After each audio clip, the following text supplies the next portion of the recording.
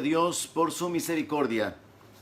Aquí estoy una vez más, listo para poder compartir la palabra de Dios con todos los que están hambrientos, con todos los deseosos de ser edificados, de ser afirmados en su fe a través de lo que Dios ha revelado en su palabra. Quiero dar inicio en esta ocasión dando lectura al Evangelio de Marcos, capítulo 6, versículo 5, donde la palabra de Dios dice que Jesús no pudo hacer allí ningún milagro, salvo que sanó a unos pocos enfermos, poniendo sobre ellos las manos, y estaba asombrado de la incredulidad de ellos, y recorría las aldeas de alrededor enseñando. Acompáñeme y oramos para que Dios hable a nuestro corazón y aplique su palabra en nuestro espíritu. Padre, gracias por la vida, gracias por este día, por las fuerzas renovadas, por el descanso, por la libertad que tenemos en ti, por la esperanza que nos ha sido dada, por el gozo de la salvación, por tu presencia, Señor, que nos vivifica. Gracias, Padre, por tus bendiciones, tu favor, tu respaldo, tu ayuda.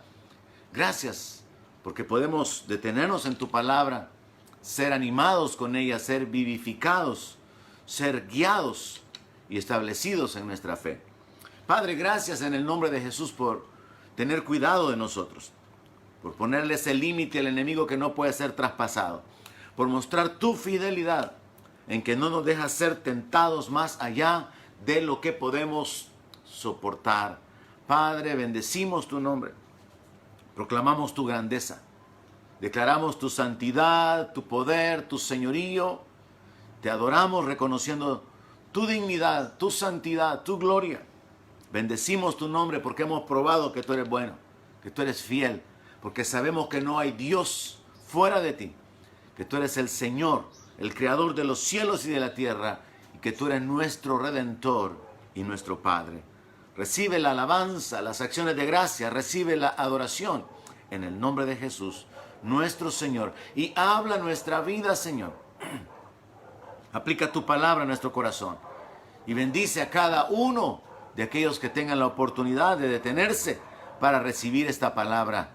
En el nombre precioso de Jesús te lo pedimos y te damos las gracias por esta libertad, este privilegio que tenemos de invocarte, de acercarnos a ti y de meditar en tu palabra, Señor. Gracias, Padre, en el nombre de Jesús. Amén. Aleluya. Gloria a Dios. Muy bien, estoy enfocado en el asunto de los milagros, la fe, la obediencia a la palabra de Dios, la incredulidad como un obstáculo para poder recibir el milagro. Y realmente tengo expectativa de que esta palabra pueda ser de mucha bendición, porque la porción que voy a ocupar posteriormente nos habla de las dos grandes necesidades del ser humano, y particularmente en este tiempo, la necesidad de milagros de provisión y la necesidad de milagros de sanidad. Pero quiero comenzar con este registro que acabo de leer en Marcos capítulo 6, donde dice que el Señor no pudo hacer allí ningún milagro. No hubo ninguna señal extraordinaria, no hubo ningún prodigio, ninguna manifestación sobrenatural así bien tremenda, sino que sanó a algunos pocos poniendo sobre ellos las manos. Y el verso 6 dice de que él estaba asombrado de la incredulidad. Estoy en Marcos capítulo 6, versos 5 y 6. Dice que estaba asombrado de la incredulidad de ellos y recorría las aldeas de alrededor enseñando. Este pasaje de Marcos capítulo 6 es un pasaje paralelo al pasaje de Lucas 4, donde el Señor Jesucristo entró a la sinagoga de la ciudad de Nazaret, donde él se había criado, leyó el rollo del libro sobre la profecía que se encontraba en Isaías 61, y él dijo: hoy se ha cumplido sobre mí, o delante de ustedes, esta palabra. Y la gente que lo oyó se asombraba por la palabra de gracia, dice la Escritura, que salía de la boca de él. Pero luego el Señor tiene que anticiparles que él va a tener que apartarse de ellos por causa de que no lo van a recibir. Voy a detenerme en eso más adelante. Y este pasaje tiene esta declaración literal, que él no pudo hacer milagros ahí por causa de la incredulidad de ellos. Entonces, qué tremendo que el Señor, el Creador, Dios manifestado en carne, estaba en la ciudad donde se había criado, en la cual sus conciudadanos le habían conocido, le habían visto crecer, pero habían desarrollado una actitud de incredulidad con respecto a él y hacia su ministerio. Y quiero comenzar en esta ocasión hablando un poco acerca de la incredulidad. A Jesús le sorprendió la incredulidad, le asombró la incredulidad de su pueblo. Pero por otro lado, al Señor Jesucristo le asombró la fe de los que no eran parte de su pueblo. Jesús se asombró de la fe del centurión. Jesús se asombró de la fe de la mujer sirofenicia que no aceptó el rechazo inicial que él prácticamente había efectuado cuando le dijo que no podía darle el pan de los hijos a los perrillos.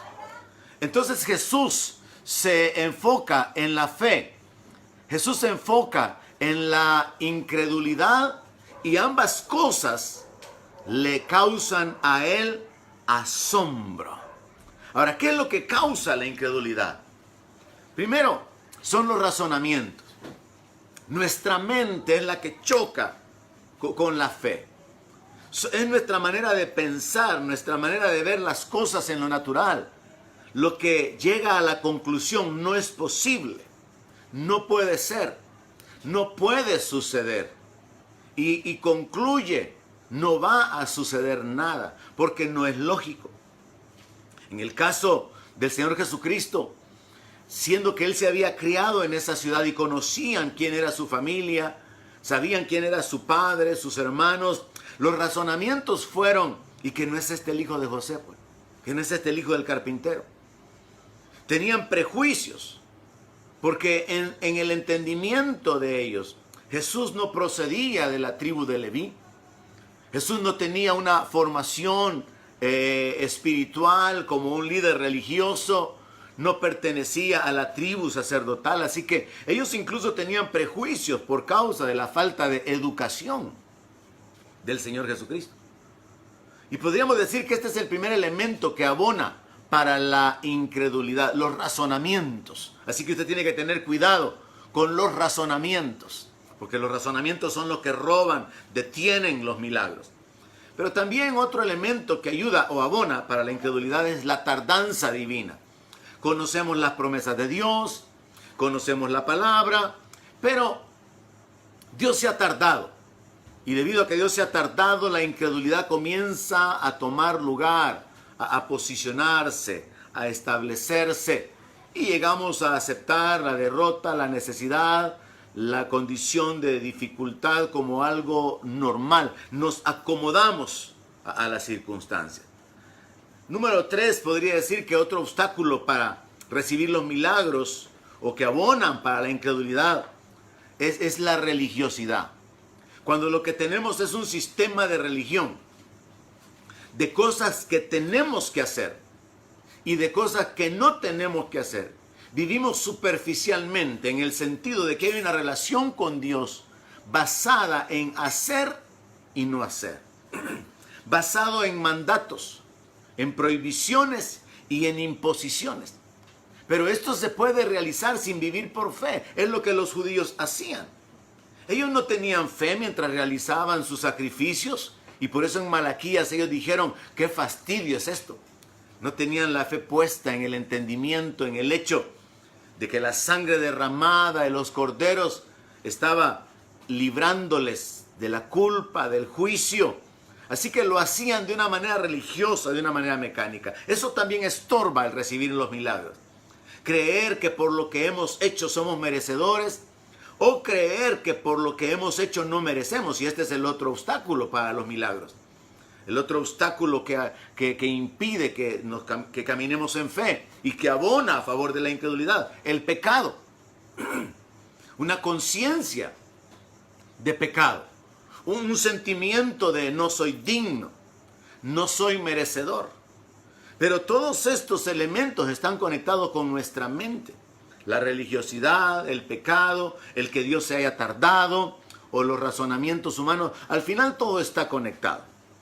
Pero podemos aprender a través de la palabra de Dios que los milagros suceden cuando nosotros obedecemos la palabra.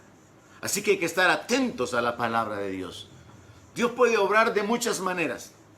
Y muchas veces no solamente debemos de clamar a Dios por su intervención, por su manifestación en nuestra vida, sino que también tenemos que pedirle a Dios la guianza. Señor, ¿qué tengo que hacer para que el milagro suceda? Y estar atentos a esa voz de Dios. Ser sensibles a la guianza de Dios, porque Dios nos habla muchas veces de una manera muy suave. Así como en la revelación al profeta, en el silbo apacible. Dios simplemente trata con nuestro corazón. Dios habla a nuestro corazón. Dios inclina nuestro corazón. Y tenemos que aprender a ser sensibles para oír esa voz. Y entonces recibir el milagro. Quiero enfocarme en esta ocasión en que los milagros están disponibles porque es la voluntad de Dios manifestarse a favor de su pueblo, de sus hijos. Y que depende de nosotros en gran manera, así como sucedió con el pueblo de Nazaret, que los milagros se detengan, no porque no sea la voluntad de Dios, sino porque haya incredulidad. Podemos ser creyentes de años, vivir en religiosidad, asistimos a la iglesia, servimos, ofrendamos, participábamos de los eventos, pero una cosa es vivir en fe cada día, dependiendo de Dios, creyendo la palabra, y otra cosa es vivir haciendo los actos religiosos o las acciones espirituales que son correctas, pero sin fe. Quiero irme al libro de Lucas, Evangelio de Lucas, capítulo 4 y versículo 24. El Señor Jesucristo, después de haber leído el rollo del libro y después de haber expresado que esa escritura se había cumplido delante de ellos y haber recibido de alguna manera el reconocimiento de parte de los que estaban en la sinagoga por causa de las palabras de gracia que salían de él, él añadió algo. Verso 24 de Lucas 4. De cierto os digo que ningún profeta es acepto en su propia tierra, y en verdad les digo que muchas viudas había en Israel en los días de Elías, cuando el cielo fue cerrado por 3 años y 6 meses. Y hubo una gran hambre en toda la tierra. El Señor habla acerca de una gran hambre en todo el mundo conocido o poblado en ese tiempo, en el tiempo del profeta Elías. Y habla acerca de muchas viudas, y obviamente viudas pobres, mujeres en necesidad, mujeres sin el apoyo de un esposo, sin el respaldo o el apoyo de hijos. ¿Y qué dice la palabra en el verso 26? Que a ninguna de esas viudas que había en Israel fue enviado Elías, sino a una mujer viuda en Sarepta de Sidón. Qué interesante es para mí el entender lo que el Señor Jesús está tratando de dar a entender o explicar. Y es que aunque había necesidad en su pueblo, en el pueblo de Israel, aunque habían muchas viudas, ninguna de esas viudas recibió el milagro. Elías no fue enviado a ministrar, a bendecir a ninguna de las viudas de su propio pueblo. ¿Por qué? Jesús está diciendo por qué en el verso 24. Porque ningún profeta es acepto en su propia tierra. Jesús está diciendo que la razón por la cual Elías tuvo que ser enviado fuera de la región de Israel, a la región de Sidón, a donde esta viuda en Sarepta era, porque si él hubiera sido enviado a cualquiera de las viudas en Israel, estas no lo hubieran recibido.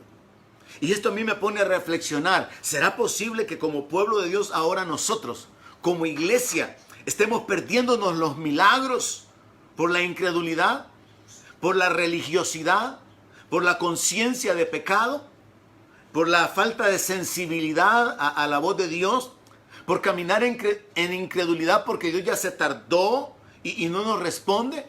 Por permitir que nuestra mente razone y lleguemos a conclusiones lógicas. ¿Será posible que así como Israel no pudo recibir milagros en su tiempo, en el tiempo del profeta Elías, nosotros ahora como iglesia, como pueblo de Dios, podamos estar sin recibir los milagros que Dios quiere efectuar porque también hemos caído en una condición de incredulidad? Recuerden, hermanos, que cuando predico no solamente bajo el enfoque del pequeño rebaño que es la iglesia Centro Cristiano de Fe, sino con un enfoque más amplio, esperando que Dios aplique la palabra en el corazón y en las circunstancias particulares de muchos. Entonces tenemos que pensar en que muchos cristianos probablemente están en la misma condición de las viudas en Israel. Pertenecen al pueblo de Dios, están en necesidad, conocen a Dios, conocen al profeta, pero si el profeta fuera enviado, debido a la incredulidad, el endurecimiento del corazón, podrían perderse el milagro. Y entonces resulta interesante. Los detalles aquí son: Jesús está en Nazaret, ha salido de la sinagoga, anticipa que él va a tener que apartarse de su propio pueblo porque no lo van a aceptar. Y nos muestra que Dios quiere obrar milagros, pero que la incredulidad de ellos, como ya lo leímos en Marcos, impide que Dios se manifieste, que Dios se glorifique. Porque la fe honra a Dios, pero la falta de fe deshonra a Dios. Sobre esa base es que Jesús ahora está explicando de que los profetas no eran recibidos en su propia tierra y que por lo tanto él mismo va a tener que apartarse de su pueblo. Y nos está enseñando esta verdad espiritual. El mensaje, la bendición, es llevada por Dios, es encauzada por Dios a los que creen la palabra, obedecen la palabra y reciben entonces la promesa. Pero para poder creer la palabra y obedecerla, tenemos que anular la incredulidad. Tenemos que tratar con nuestros razonamientos. Tenemos que anular toda conclusión lógica. Y es que pensemos en esto, mire. La viuda aceptó al profeta. La viuda recibió a un profeta extraño. Primer libro de Reyes, capítulo 17, verso 12. En el primer libro de Reyes, capítulo 17, verso 12, después de que el profeta se acerca donde la viuda y le pide que le dé agua, y después que le trae el agua le dice que le dé de comer, ella le responde: vive Jehová tu Dios. Oiga esta frase: Jehová tu Dios. La viuda ni siquiera reconoce que Jehová es su Dios, pero reconoce que es el Dios de Elías. Sabe quién es el profeta del Dios verdadero. Sabe quién es el hombre de Dios. Y le dice: no tengo pan cocido. Solamente tengo un puñado de harina, tengo en la tinaja, y un poco de aceite que tengo en una vasija. Y ahora yo recogía 2 leños para entrar y prepararlo para mí y para mi hijo, para que lo comamos y nos dejemos morir. Y Elías le dijo: no tengas temor. Aquí está la clave. Elías le dice a la viuda: deja de pensar con tu mente natural y a llegar a conclusiones de lo que es lógico en base a lo que tú tienes, y desecha el temor. Ve, haz como ha dicho, es decir, ir a preparar, a recoger la leña, a preparar el pan que iba a cocinar para ella y para su hijo, pero le da una instrucción bien clara. Pero hazme a mí primero de ello una pequeña torta cocida debajo de la ceniza y tráemela, y después harás para ti y para tu hijo, porque Jehová Dios de Israel ha dicho así: la harina de la tinaja no va a escasear, ni el aceite de la vasija disminuirá, hasta el día en que Jehová haga llover sobre la faz de la tierra. Entonces ella fue e hizo como le dijo Elías. Usted solamente puede hacer lo que Dios dice en su palabra cuando usted recibe la palabra y cree la palabra. Y comió él y ella y su casa muchos días. Verso 16. Y la harina de la tinaja no escaseó, ni el aceite de la vasija menguó, conforme a la palabra que Jehová había dicho por Elías. A mí me resulta sumamente interesante y siempre ha sido una inquietud para mí cómo fue que se dio ese proceso de que el aceite se estaba multiplicando dentro de la vasija, nunca se acababa. Y cómo en la tinaja la harina continuó multiplicándose. Y es que ahí es donde el análisis lógico no funciona. Y por eso es que tenemos que tratar con nuestros razonamientos. Porque nuestros razonamientos nos llevan a vivir en temor. Pero la palabra de Dios nos lleva a vivir por fe. Y por eso es tan importante llenarnos de la palabra, porque la palabra edifica nuestra fe. La palabra es una semilla que produce fe cuando es sembrada en nuestro espíritu. Entonces es interesante que Jesús habla de un milagro de provisión para una mujer que no pertenecía al pueblo de Israel, sino que era de una región contigua, en Sidón, en Sarepta. Pero esta mujer recibió la palabra, esta mujer creyó la palabra y obedeció a la instrucción. Y el milagro sucedió. Esto a mí me revela algo sumamente importante también, y es el hecho de que en el corazón de Dios, aún los gentiles estaban incluidos en el Antiguo Testamento. O sea, el hecho de que hubieran personas fuera del pueblo de Dios recibiendo milagros, nos comprueba, reafirma el hecho de que Dios quiere obrar, que Dios quiere manifestarse, no solamente a favor de su pueblo, sino aún aquellos que no son parte de su pueblo, pero que si reciben la palabra, reciben el milagro. Por eso es tan importante, hermanos, la instrucción del apóstol Pablo, que la palabra de Dios mora en abundancia en nosotros. No es algo religioso, no es algo mecánico, no es un asunto de memorizar versos, es un asunto de creer la palabra para conocer o experimentar el milagro, o los milagros que Dios quiere obrar en nuestra vida. Regreso al libro o Evangelio de Lucas. Lucas capítulo 4. Lucas capítulo 4, verso 27.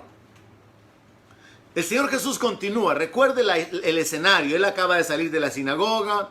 Reconocen que hay gracia en Él. Pero luego Él les habla acerca de que los profetas nunca fueron recibidos en su propia tierra, sino que tuvieron que ministrar fuera de la tierra para poder ser honrados, para poder ministrar también a las necesidades de otros.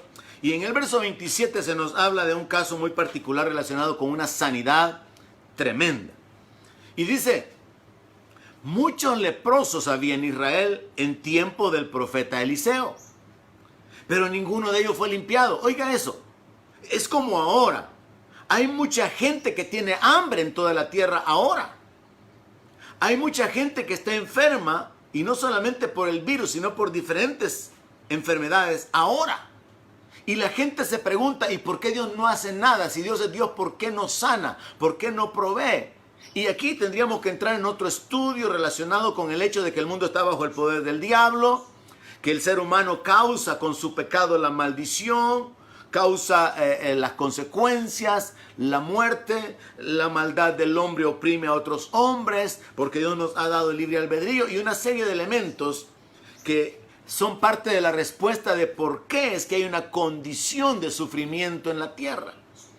Pero el enfoque aquí sería por qué Dios no obra el milagro. Y es que los milagros son obrados en base a la obediencia a la palabra de Dios. Una obediencia que se fundamenta en creerle a Dios, creer la palabra, anular todo razonamiento lógico, renunciar a todo pensamiento de incredulidad. Así que enfoquémonos en Naamán. Muchos leprosos habían en Israel y Dios los dejó leprosos. Pero ninguno de ellos fue limpiado, dice la palabra, sino Naamán el sirio. Al oír estas cosas, todos en la sinagoga se llenaron de ira. Mire, estaban pero admirados de la palabra de gracia que salía de la boca de él, según unos versos anteriores. Pero ahora todos se llenan de ira y tratan de matarlo, se lo llevan cumpliendo así lo que él estaba anticipando, el rechazo que habían de efectuar en contra de él. Y es que una vida de religión no permite tener la relación correcta con Dios.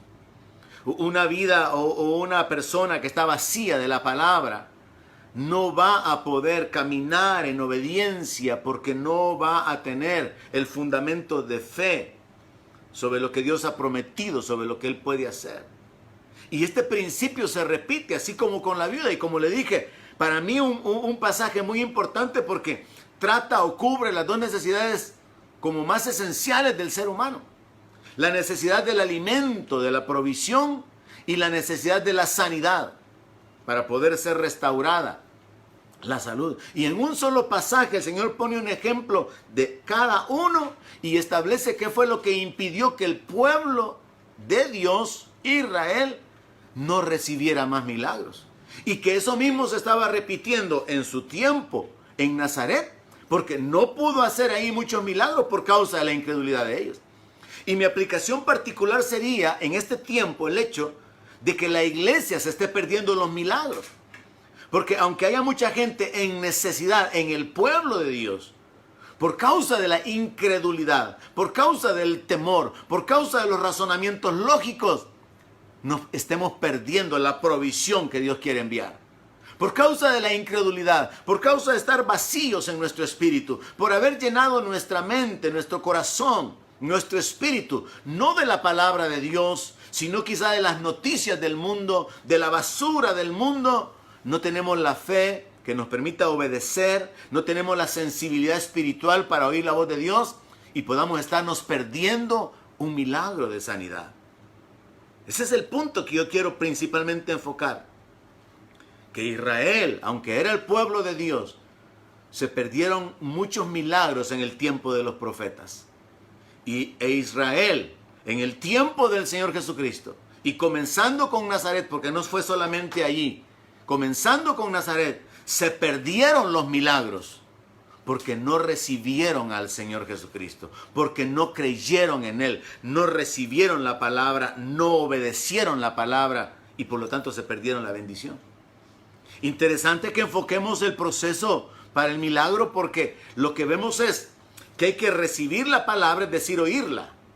Hay que creer la palabra, lo cual significa entender que proviene de parte de Dios, que tiene la garantía de la intervención de Dios, y hacerla u obedecer aquello que Dios nos diga que tenemos que hacer.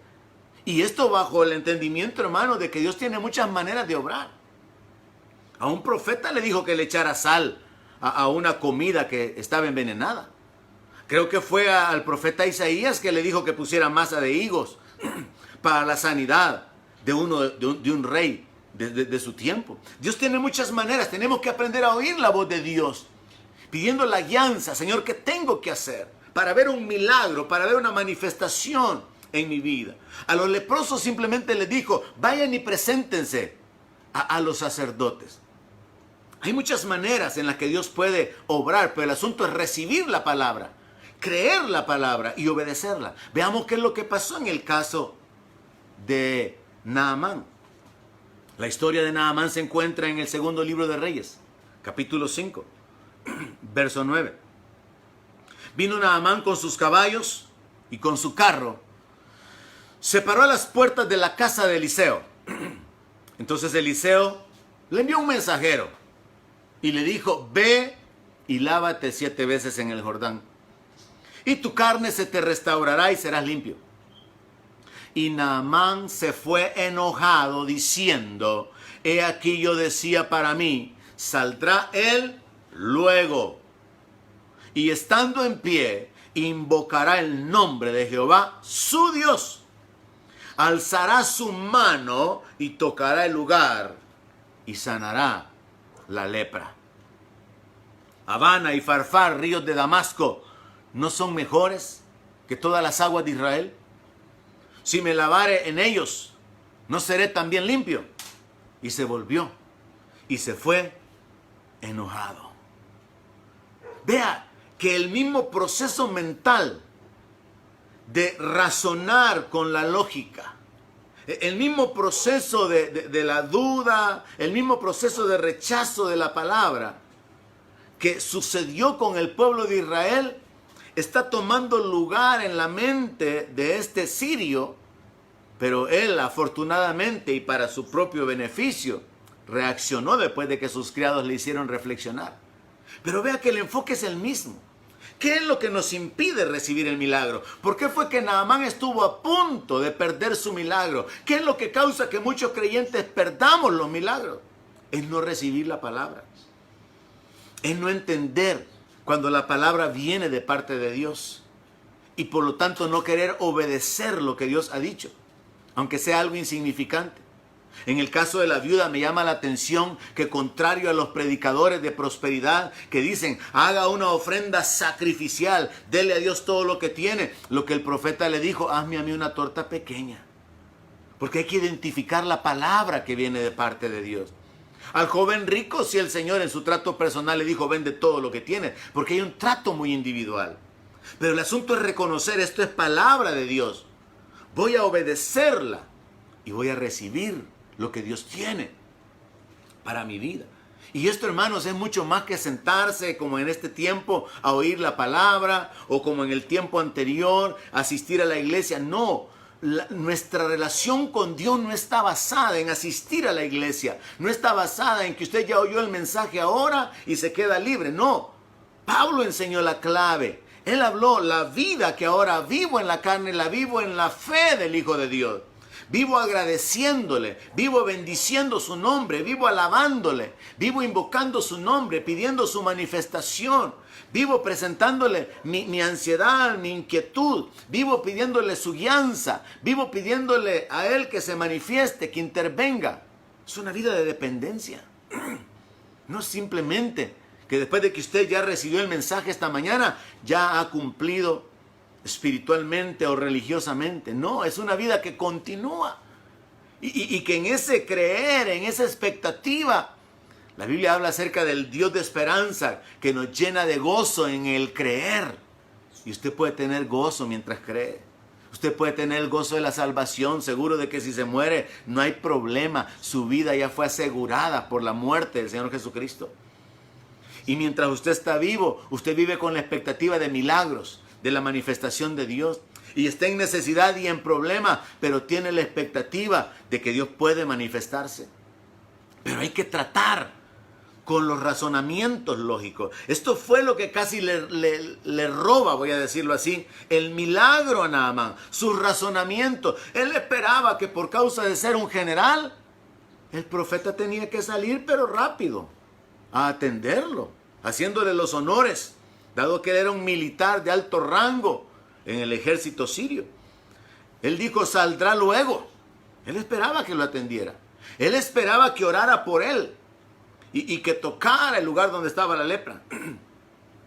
Interesante el hecho, y uno cuando se detiene en los detalles, que él ni siquiera había ido a buscar al profeta. Él se había ido a buscar al rey. Erróneamente, porque este es el proceder en el mundo. Se busca donde no se va a encontrar el resultado. Y como creyente muchas veces podemos cometer el mismo error. Él no se dio cuenta que el profeta supo sobrenaturalmente con respecto a esta petición y el profeta fue quien lo mandó a llamar. Pero independientemente de que le hayan informado al profeta lo que estaba pasando y que no haya sido sobrenatural, él tenía que reconocer que el profeta lo estaba mandando a llamar para poder bendecirlo. Dios nos llama muchas veces para poder bendecirnos y depende de nuestro oído espiritual, el reconocer lo que Dios quiere que hagamos. Y lo que Dios quiere que hagamos muchas veces será simplemente un acto simbólico de obediencia. Este hombre había llegado con oro, había llegado con mudas, con vestidos, para poder entregarlos como una ofrenda, pero al hombre de Dios nada de eso le interesaba. De hecho, él no estaba ni interesado en recibir absolutamente ningún beneficio, ninguna paga por ejercer su ministerio. Pero este hombre entonces se va enojado y comienza a razonar sobre el trato que le dio y sobre la instrucción que le ha dado. ¿Los ríos de Damasco no son mejores que todas las aguas de Israel? No sé en base a qué él llegó a esa conclusión. Quizás un orgullo nacionalista, quizás un sentido de superioridad de su nación con respecto a Israel, porque de hecho los sirios estaban incursionando en Israel y quien le dijo a la esposa de Naamán que él podía ser sanado es una muchacha que habían llevado cautiva. Entonces, ¿de quién estamos hablando? Estamos hablando de un enemigo del pueblo de Dios. Si usted logra captar esto y entender las palabras de Jesús, se dará cuenta que Dios incluso quiere manifestar su gracia y su poder en contra de aquellos, o a favor de aquellos que están en contra de su pueblo. Como cuando Jesús sana a Malco, el soldado al que Pedro le cortó la oreja. Vemos elementos bien importantes en la Biblia que nos muestran la voluntad de Dios, que confirman la idea. No quiero la muerte del impío, dice el Señor. Y si Dios no quiere ni la muerte del impío, Él tampoco querrá la muerte de sus hijos. Si Él no quiere el padecimiento de los impíos, su voluntad es buena, agradable y perfecta, y Él no quiere el padecimiento de sus hijos. Pero nosotros muchas veces con nuestras decisiones, nuestro pecado, nuestra incredulidad, causamos la maldición y estorbamos que el milagro se manifieste. Y por eso tenemos que analizar estas cosas con una mente espiritual, como el apóstol Pablo dice en Corintios, acomodando lo espiritual a lo espiritual. Así que aquí está Naamán, haciendo un análisis, razonando. Los ríos de Damasco son mejores que todas las aguas de Israel. Si me lavo en ellos, ¿no seré también limpio? O sea, si el asunto es lavarse, no, el asunto no era lavarse. El asunto no era específicamente que hasta la séptima vez que él se lavara, iba a ser sanado. El asunto era obediencia a la palabra. El asunto era reconocer: esto es palabra de Dios, voy a obedecerla y voy a recibir lo que Dios tiene para mi vida. Voy a hacer mío el milagro.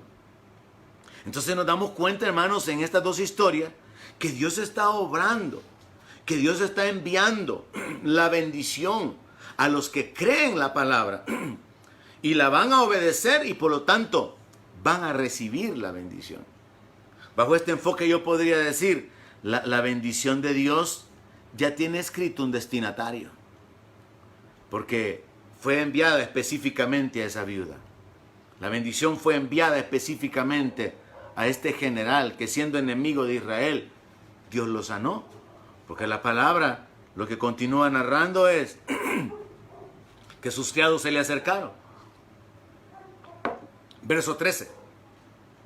Y le hablaron diciendo: Padre mío, si el profeta te mandara alguna gran cosa, oiga esto. Esto es lo que había chocado también en la mente de Naamán. Uno, que no lo había recibido.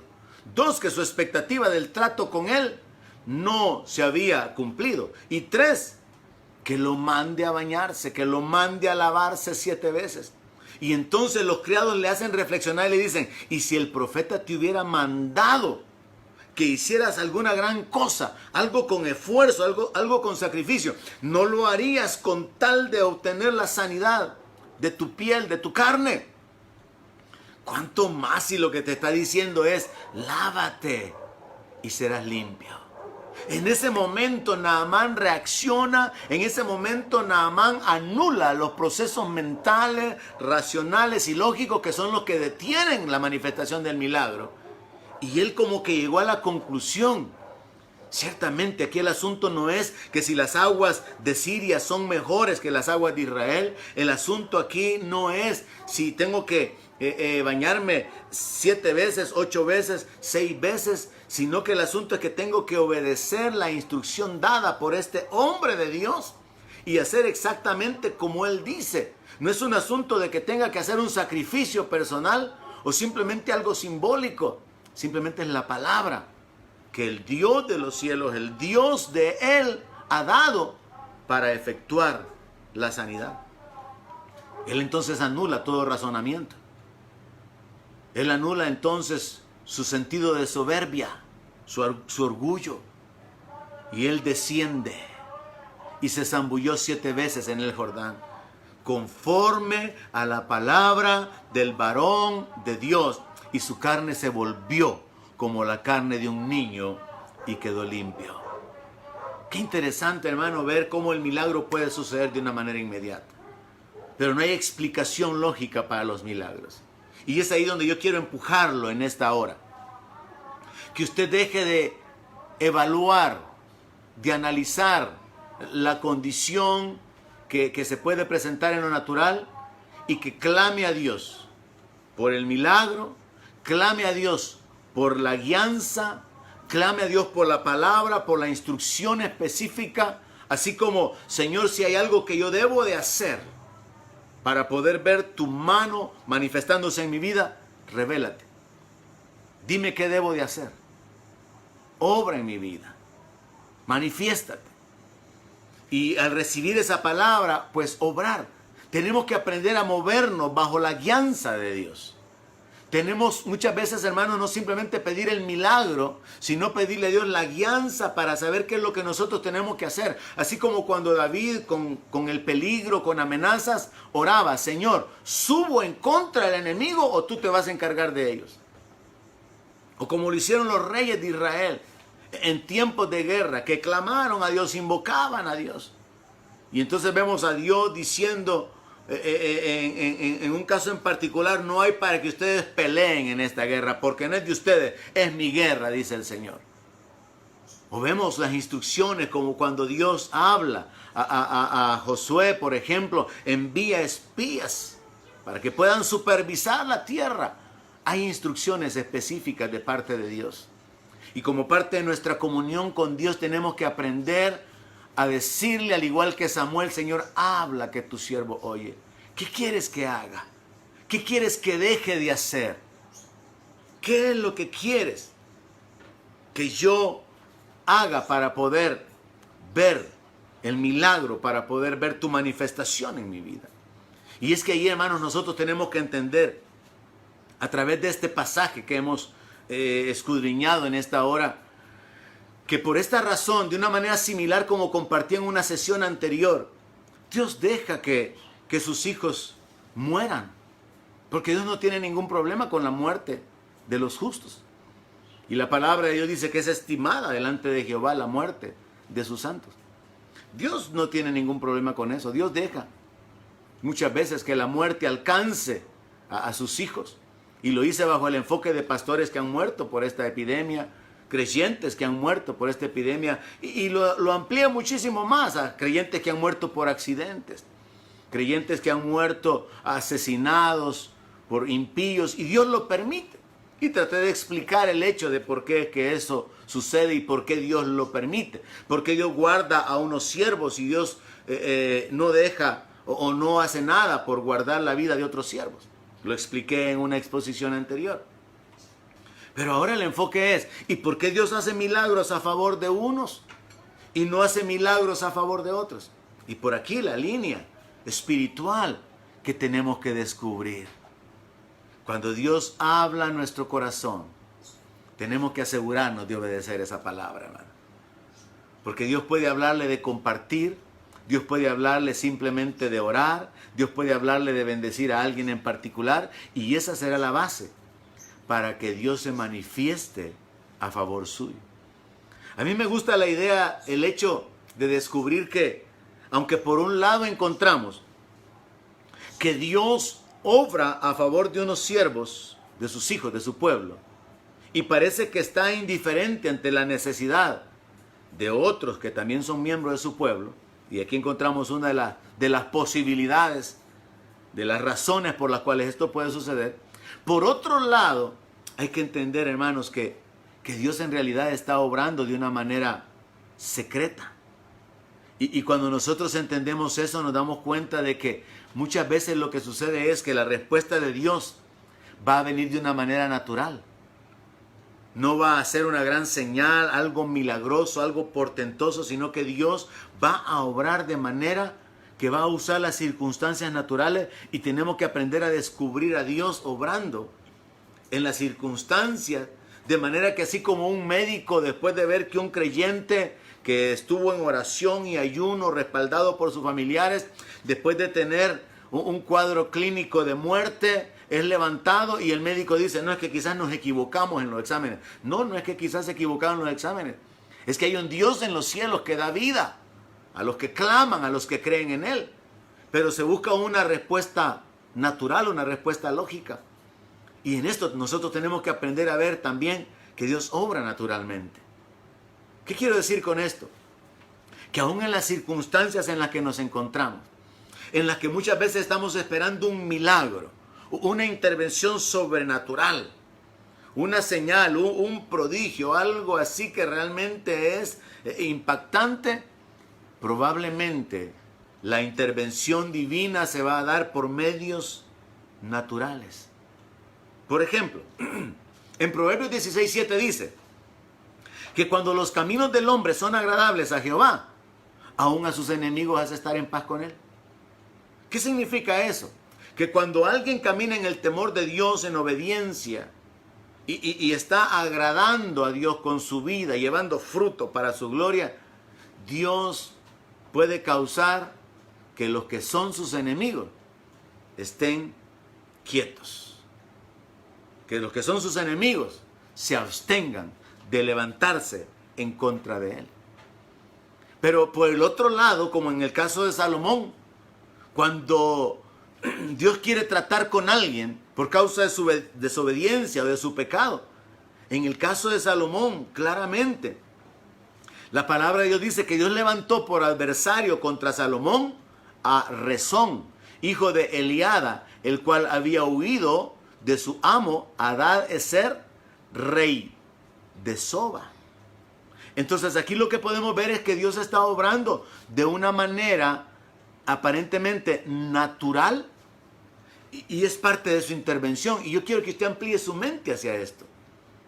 Dios está obrando a favor de su pueblo, y muchas veces las circunstancias, la respuesta, el milagro va a venir de una manera natural, impercibible ante los ojos humanos, porque podemos considerar que no fue Dios, aunque es Él el que está detrás. Para que entienda esto, yo quiero que sepa que en el segundo libro de Samuel, capítulo 7, verso 14, Dios, hablando de su trato con Salomón, hablando del pacto que tenía con David, Dios dijo esto con respecto a Salomón: yo le seré a él padre, y él me será a mí hijo. Y si hiciere mal, yo le castigaré con vara de hombres y con azotes de hijos de hombres. Dios no estaba realmente revelando que él habría de manifestarse la gloria de Dios. Iba a traer un juicio, iba a venir fuego, que iba a salir de su presencia, iba a traer un castigo sobrenatural. No, él dice, lo voy a castigar con vara de hombres, con azotes de hijos de hombres. Y es que yo quiero que entienda esto, hermano. Dios obra en lo natural, porque como que Dios se encubriera, y lo sobrenatural de Dios se cubre de natural, como por ejemplo cuando el pueblo pidió carne. Y Dios dice a Moisés, les voy a dar carne, no solamente un día, por un mes les voy a dar carne. Y Moisés le habla acerca de los peces, Moisés le habla acerca del ganado. Pero ¿qué hace Dios? Dice que viene un viento del mar y trae las codornices. Aparentemente algo natural, no era como un gran prodigio, algo sobrenatural, aparentemente. Y es que yo veo ese accionar de Dios muchas veces, que se manifiesta usando a sus vecinos para poder bendecirle, que se manifiesta usando a su jefe, usando a gente alrededor suya, pero es Dios detrás de las circunstancias. Es Dios moviendo todo el ambiente, todo el escenario para poder causar bendición sobre su vida. Es Dios que está obrando a favor de su pueblo. Lo mismo sucedió con el maná. Cuando ellos piden pan, Dios envía esta semilla, que era como una hojuela, color amarillo, pero tenían que prepararla. y todos los días caía. ¿Y de dónde venía? Pues Dios enviaba, así como que el viento traía la semilla. Y ellos luego tenían que prepararlo. Vean, no era que venía ya el pan listo, era como una semilla. Y había que molerlo. Entonces vemos ahí la participación de Dios. Y vemos la intervención humana para poder disfrutar del milagro. Así que yo veo, hermano, en base a la palabra de Dios, que Dios muchas veces cubre de natural su intervención sobrenatural. Y parte de nuestra condición como hijos no solamente es oír la voz de Dios para saber qué tengo que hacer, por dónde Dios habrá de mostrar su respuesta, qué es lo que Dios espera que yo haga, sino también identificar la mano de Dios en la gente, en las circunstancias que son cambiadas por Dios a favor suyo. Y que aparentemente son movimientos que podrían ser generados por decisiones de gobierno, movimientos o decisiones generadas por la empresa, decisiones o acciones que se tomaron a nivel de la gente en su comunidad o en su colonia, pero fue Dios que estaba moviendo las circunstancias para poder bendecirle. Fue Dios moviendo los corazones. Y es ahí, hermanos, entonces hacia donde yo quiero llevarlo. A que usted sepa que Dios puede obrar de muchísimas maneras. Y que una de ellas es que Dios obra naturalmente. Pero que sepa algo. Y con esto concluyo. Que Dios siempre está trabajando. Jesús lo dijo. Mi Padre hasta ahora trabaja y yo trabajo. ¿Y en qué está trabajando Dios? Dios está trabajando en la bendición de su pueblo. Dios está obrando de manera que las circunstancias, las personas, los tiempos, las leyes puedan causar un beneficio a favor de su pueblo. De esto es que nos habla Romanos capítulo 8, verso 28. Probablemente usted lo conoce de memoria. Y sabemos que a los que aman a Dios, todas las cosas les ayudan a bien. Esto es a los que conforme a su propósito son llamados. Y todas las cosas significa todas las cosas, incluso aquellas que podemos considerar negativas.